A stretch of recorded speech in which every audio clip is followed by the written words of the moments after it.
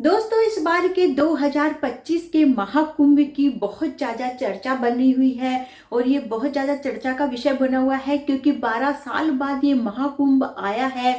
लेकिन महाकुंभ में जो भी व्यक्ति जाते हैं अपने परिवार के साथ जाते हैं, महाकुंभ में वो स्नान करते हैं, अपनी आस्था के अनुसार वो हर काम करते हैं। लेकिन कई कई लोगों के साथ में महाकुंभ में ऐसी घटनाएं घट जाती है, जीवन में ऐसा मोड़ आ जाता है जिनकी उन्होंने कभी कल्पना भी नहीं की थी। अभी बहुत सी घटनाएं महाकुंभ को लेकर सोशल मीडिया पे वायरल चल रही है। आप हमारे चैनल में जाके विजिट कर सकते हैं क्योंकि इससे रिलेटेड मैंने वीडियो डाला है और जो अभी वायरल चेहरे जो चल रहे हैं महाकुंभ में उसके ऊपर भी मैंने वीडियो डाला है, तो आप लोग जरूर मेरे चैनल में जाके विजिट करिएगा। तो आज जिस विषय पे हम बात करने वाले हैं, जिस विषय पे हमारी आज की कहानी है, वो है एक बच्ची के ऊपर हमारी कहानी है। जो पिछली बार का महाकुंभ हुआ था 2013 का, उसमें वो बिछड़ जाती है और 12 साल बाद वो अपने माँ बाप को ऐसी हालत में मिलती है जिसको देखकर वो लोग पूरी तरह से दंग रह जाते हैं। उसके माँ बाप, उन्होंने कभी कल्पना भी नहीं की थी कि जब वो 2013 के महाकुंभ में आए थे उनकी बेटी उनसे बिछड़ जाएगी और इतने सालों बाद वो उन्हें मिल भी जाएगी। उसी महाकुंभ में 2025 के महाकुंभ में वो उनको मिली है और वो उम्मीद के सहारे ही आए थे कि काश हमारी बेटी, हो सकता है जहाँ हमें बिछड़ गई थी हमसे, वहीं हमको मिल जाएगी। और ऐसा हुआ भी, उनकी बेटी मिली। लेकिन उनकी बेटी जो उनको ऐसी हालत में मिली जिसको देखकर वो लोग बहुत ज्यादा दंग रह गए थे, उनका कलेजा छलनी छलनी हो गया था। तो दोस्तों, उनकी बेटी कैसे उनसे बिछड़ी थी और उसके साथ क्या क्या हुआ, क्या क्या घटना घटित हुई, और एक और वाक्य उसी के साथ मैं आप लोगों के साथ शेयर करूंगी। क्लिप भी आपको दिखाई जाएगी, वीडियो क्लिप दिखाई जाएगी जिसमें एक बच्ची को अभी 2025 के महाकुंभ में भी एक बच्ची के साथ सेम वही घटना होती है। उसे कोई पकड़ के ले जाने की कोशिश कर रहा था, कोई साधु बहला फुसला के, पर ये अच्छा हुआ कि उस बच्ची को बचा लिया गया। हम आपको वीडियो क्लिप दिखाते हैं और वो बच्ची अपने मुंह से पूरी बात बताएगी। पहले आप उसे देखिए, फिर आज की हमारी हम कहानी आपको बताएंगे पूरी, कि जिसमें एक बच्ची के साथ में 2013 के कुंभ में घूमी हुई बच्ची 2025 के कुंभ में अपने माँ बाप को मिलती है। बेचारी के साथ में, उस बच्ची के साथ में जो जो होता है, सही में बहुत ही ज्यादा दयनीय है। तो चलिए दोस्तों, आज की जो हमारी कहानी को हम शुरू करते हैं। नमस्कार दोस्तों, मैं रिपोर्टर हिमानी, आप लोग का हमारे चैनल में स्वागत है। तो दोस्तों, आज की जो हमारी कहानी है वह गुजरात की एक जो परिवार होता है वह 2013 के कुंभ में आता है। लेकिन जब उनकी बच्ची उनसे वहां बिछड़ जाती है और इस बार के 2025 के कुंभ में उन्हें मिल जाती है। तो कहानी को शुरू करने से पहले आप ये वीडियो क्लिप देखिए जिसमें 2025 के कुंभ में भी एक बच्ची के साथ सेम वही घटना घटित हो सकती थी, लेकिन उस बच्ची को बचा लिया गया है। तो आप ये वीडियो क्लिप देखिए। काम हो रहा। वंशी काम हो रहा है। आप ही मेले में गायब हो गई थी। हाँ, तो वो कैसे मुलाकात हो गई साधु से आपकी? भैया मेरे आगे निकल गए थे, मैं वहीं पीछे रह गई। तो एक दुकान पे मेरे को अच्छा पत्थर लगा तो मैं लेने सोची, लेकिन मेरे पास पैसा नहीं था। तो साधु ही बगल में था, कह रहा लेना है तो ले लो। मैंने कहा नहीं नहीं लूंगी, 50 रुपए दे रहा था, मैंने नहीं लिया। फिर दाना भूजा दे रहा था, नहीं ली। फिर उसने जबरदस्ती दिया तो ली। फिर मैं आगे जा रही थी, वो मेरे पीछे पीछे आ रहा था। और फिर उसके बाद एक अखाड़े मेरे को ले जा करके बंदूक दिखा के कह रहा है कि अगर किसी को कुछ बोली तो तुमको बंदूक से मार देंगे, मरोगी। अच्छा, ऐसा साधु बोल रहा था। हाँ। तो यानी कि आप मेले में गायब हो जाती हैं। मेले में किसके साथ गई थी बेटा? अपने चाचा के साथ। चाचा के साथ। चाचा के साथ आप मेले में गई थी और मेले में से गायब हो जाती हैं। और जब गायब होती हैं तो आपको कुछ समझ में नहीं आता, तो आपको कोई पत्थर दिखाई देता है। तो वो जो मेला वाला में बिकता है पत्थर, वही पत्थर आप खरीदना चाहती हैं। तो 50 रुपए उसकी कीमत थी। नहीं, 100 रुपए थी, लेकिन मेरे पैसा नहीं था, लेकिन वो 50 रुपए दे रहा था। अच्छा, वो आपको साधु 50 रुपए दे रहा था और उसके बाद बहला फुसला के ले आता है, कहता है कि भूजा खा लो और तमाम सारी चीजें। हाँ। तो आप रो भी रही थी उसमें, जो है उस घटना में। तो आपके पास बेटा पुलिस वगैरह को नहीं सूचना किया आप?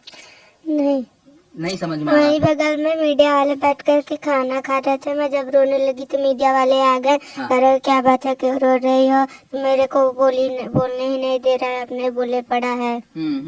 अपने बोले पड़ा था। तो क्या बोला था? बंदूक की नोक पे आपको क्या बंदूक दिखाया और क्या बोला आपको? कहा कि अगर किसी के कुछ बोली तो तुमको मार देंगे, बंदूक से मर अच्छा, ऐसा बोला था। और यही कारण था इसके लिए आप झूठ झूठ जो भी आपसे कहला रहा था आप कह रही थी। हाँ। आप कितने देर पहले गायब हुई थी अपने घर परिवार से? चाचा से कितने देर पहले बिछड़ी थी मेले में आप? उसी दिन में बिछड़ी थी, सेम डेट में? 3 हाँ, 3 तीन घंटे के करीब करीब आप बिछड़ी थी। और 3 घंटे में ले जाके आपको जो है इस तरीके से डराता है, धमकाता है। और उसके बाद आगे क्या होता है? उसके बाद जब पत्रकार लोग आपका बयान लेते हैं उसके बाद आगे क्या कुछ होता है?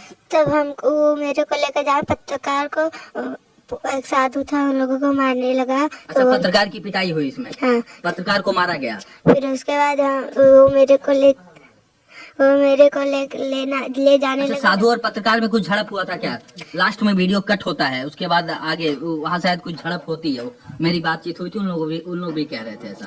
फिर वो मेरे को लेकर जाने लगा। फिर उसके बाद तब पत्रकार लोग पुलिस को बुला करके लेकर आए। अच्छा, पुलिस को बुला कर लेकर आए। तो पुलिस जो है पुलिस के पास जब सुपुर्द किया गया तो उसे जेल भेजा गया, उसे थाने में बैठाया गया या छोड़ दिया गया? फिर छोड़ दिया गया। उसे थाने से मतलब उसे जेल नहीं भेजा गया? नहीं। आगे छोड़ दिया गया। हाँ। और आपको घर पहुंचा दिया गया। हाँ। और चलिए, तो खैर जांच का प्रकरण है, आगे पुलिस प्रशासन क्या कुछ कहती है उस पे तो आगे पक्ष लेंगे। आपका परिचय भैया? मैं पवन कुमार मौर्य, ये वंशिका के चाचा। मेरे साथ में ही बच्ची गई थी। अच्छा, आपके साथ बच्ची जी गई थी? जी, मेरे तो यानी कि चाचा और भतीजी दोनों जो है साथ में जाते हैं। आप लोग कहाँ गए थे? कुंभ ही गए थे। बेसिकली हम लोग दवा लेने के लिए गए थे। तो बच्ची थी, इसको घूमने का थोड़ा शौक था कि अब मेले तक आए ही हैं तो थोड़ा देखते हुए चलते हैं। तो इसको लेकर के हम जा रहे थे। ये थोड़ा भीड़ में आगे पीछे हो गई। तो वहीं पे जो है मैं इसको ढूंढ ही रहा था, अलाउंस करवा ही रहा था कि कहाँ से मिलेगी। मैं तमाम जगह ढूंढ रहा था और इसी बीच प्रक्रिया में ये सारी चीजें होती हैं। और एक ही 2 घंटे 3 घंटे के बीच में ही मुझे ये सूचना मिलती है कि यहाँ पे बच्ची है, सुरक्षित है। और हम यह नहीं समझ रहे थे कि मीडिया में भी इस तरीके की बातें हुई हैं या मीडिया के द्वारा बच्ची मिली है। जिस मीडिया द्वारा मिली गई है या जो भी पुलिसकर्मी थे, मैं उनका धन्यवाद करता हूं कि इतने बड़े महाकुंभ में वह बच्ची जो है सुरक्षित हमें मिल गई है और वो अपने घर परिवार के साथ है। मैं इसमें मीडिया का तहे दिल से जो भी पुलिसकर्मी वहाँ पे सहायता दे रहे हैं, सेवा कर रहे हैं, उनका भी शुक्रिया अदा करता हूँ। और बच्ची हमारी सुरक्षित है, हमारे घर परिवार के साथ है, उसके साथ किसी भी तरीके मान हानि नहीं हुई है। लेकिन इस तरीके की जो भी घटनाएं हो रही हैं या आगे और किसी बच्ची या परिवार के साथ हो सकता है, ऐसे जो भी लोग महाकुंभ में नहाने के लिए आ रहे हैं, अपने परिवार अपने बच्चों का अच्छी तरीके से ध्यान रखें या साथ में लेके रहें या तो छोटे बच्चों को लेकर के न आए। जिसमें आज की कहानी तो बहुत ही ज्यादा चौंका देने वाली है, जिसमें उनकी बच्ची उनसे बिछड़ जाती है और उसके साथ ऐसी ऐसी घटनाएं घटती है और उसके बाद वो इतने साल बाद अपने माँ बाप को मिलती है। तो दोस्तों, होता क्या है कि गुजरात का एक परिवार होता है जिसमें एक बेटा होता है, 13 साल का, बेटी होती है 12 साल की। और वो लोग कुंभ स्नान के लिए अपने मम्मी पापा के साथ में आते हैं, अपने पेरेंट्स के साथ में गुजरात से वो लोग आते हैं। उनका प्लान रहता है कि सुबह में हम कुंभ स्नान करेंगे, उसके बाद में पूरा घूमेंगे फिरेंगे और शाम को हम लोग ट्रेन से वापस चले जाएंगे। तो वो लोग आते हैं, मतलब शाम को पहुंचते हैं। उसके बाद टेंट जो लगे हुए थे वहीं पर कहीं पे जगह देख के वो लोग सो जाते हैं रात में। सुबह उठते हैं तो उनका प्लान रहता है कि चलिए कुंभ स्नान किया जाए। उसके बाद कुंभ स्नान करते हैं, जल्दी उठ जाते हैं और उसके बाद फिर वो लोग सोचते हैं नाश्ता वास्ता करने के बाद में कि चलो अब हम ऐसा करते हैं कि थोड़ा सा घूम लेते हैं। लेकिन उनकी जो बच्ची रहती है 12 साल की, वो बोलती कि नहीं, मैं बहुत थक गई हूँ, मुझे सुबह जल्दी उठा दिया गया है, मैं नहीं जाऊंगी, मुझे सोना है। तो उनके पेरेंट्स लोग, उनका जो दूसरा बेटा होता है 13 साल का, वो जिद करता है कि नहीं मुझे तो घूमना है। तो उनके जो पेरेंट्स होते हैं बच्ची को समझाते हैं कि बेटा चलो हम लोग आए हैं तो थोड़ा सा घूम लेते हैं। वो उसे समझा बुझा के ले जाते हैं, लेकिन वो पीछे धीरे धीरे चलती रहती है, ऐसे ही आलस करते करते कि कहीं रुक जाती है, फिर भाग के पकड़ती है, जैसे बच्चे अक्सर किया करते हैं। तो वो ऐसा कर रही थी, करते करते अचानक क्या होता है कि वो पीछे रह जाती है, पीछे छूट जाती है। फिर पलट के जब उनके पेरेंट्स अचानक से देखते हैं तो वो उन्हें अचानक से कहीं भी नजर नहीं आती। वो उसको आवाज लगाते हैं, बच्ची का नाम बबीता होता है, उसको आवाज लगाते हैं लेकिन वो उन्हें कहीं नहीं मिलती है। तो वो लोग चिंता में, उन्हें बहुत चिंता होती है। उसके बाद वो उसे उधर उधर ढूंढने लगते हैं। वो उस कैंप में भी जाते हैं, जाके देखते हैं कि वो वहां तो नहीं चली गई है, तो वहां पे भी वो नहीं मिलती है। उसके बाद में कई लोगों से उसकी फोटो दिखा के पूछताछ करते हैं, कोशिश करते हैं, वो कहीं नहीं मिलती है। उसके बाद पुलिस स्टेशन जाते हैं, वहाँ कंप्लेंट करवाते हैं। शाम को उनकी ट्रेन भी थी लेकिन वो ट्रेन को नहीं पकड़ते हैं, अपनी बच्ची को ढूंढने में ही लगे रहते हैं। वो दर दर भटकते रहते हैं, ढूंढते रहते हैं। ऐसे करते करते 1 सप्ताह निकल जाता है लेकिन उनकी बच्ची का कहीं नामो निशान नहीं था। पुलिस वाले भी ढूंढ ढूंढ के थक गए थे, बोले कि आपकी बच्ची का जैसे भी पता चलेगा हम आपको तुरंत इन्फॉर्म करेंगे, हम लोग पूरी कोशिश कर रहे हैं। लेकिन वो कहीं हमको सुराग नहीं मिल रहा है कि वो कहाँ गायब हुई है। अंत में थक हार के सप्ताह भर बाद वो लोग गुजरात लौट जाते हैं, उदास होके, उनके रो रो के बुरा हाल होता है उनके ऊपर, तो जैसे कोई पहाड़ी टूट गया था। वो कुंभ में क्या सोच के आए थे और उनकी बच्ची जो है उनसे बिछड़ गई थी, उनके साथ में बहुत ही ज्यादा बुरा हुआ था। उसके बाद वो लोग वहां गुजरात लौट जाते हैं और ऐसे करते करते कई साल निकलते जाते हैं, समय ऐसे ही बीतते जाता है। उनका जो बच्चा है वो धीरे धीरे बड़ा हो जाता है, नौकरी वोकरी करने लगता है। इधर बहुत समय निकल जाने के बाद फिर से जब 2025 का कुंभ आता है, इतने साल निकल जाने के बाद में, तो जो वो उनकी पत्नी रहती है, जो पति पत्नी थे जिनकी बच्ची गुमी थी, तो उनकी पत्नी बोलती है अपने पति से कि मेरी इच्छा है कि इस बार के कुंभ में भी हम चलते हैं। पता नहीं, मेरा मन कहता है कि हो सकता है कि हमारी बच्ची हमें मिल जाए। तो उनका पति जो रहता है मना कर देता है कि नहीं, मुझे तो कुंभ में कभी जाना ही नहीं है, मैं अपनी बच्ची को खो दिया, मैं नहीं जा सकता कुंभ में। ऐसे करके वो उसे बोलता है। फिर वो उसे बोलती कि नहीं, आप नहीं जाओगे तो मैं अकेली चली जाऊंगी, फिर आप देख लेना, जैसे बेटी खोई मुझे भी खो दोगे, मैं भी वहां खो जाऊंगी, लेकिन मैं जाऊंगी जरूर। मैं अपनी बेटी मेरा मन कहता है कि मेरी बेटी मुझे वहां मिल जाएगी। अब उसका माँ का मन था, वो नहीं मान रही थी। अंत में जाके उसके पति को भी हुआ चलो ठीक है, इसका इतना मन है तो हम चले जाते हैं। फिर वो अपने बेटे को बताते हैं। उनका बेटा भी बड़ा हो चुका था, बाहर कहीं नौकरी कर रहा था।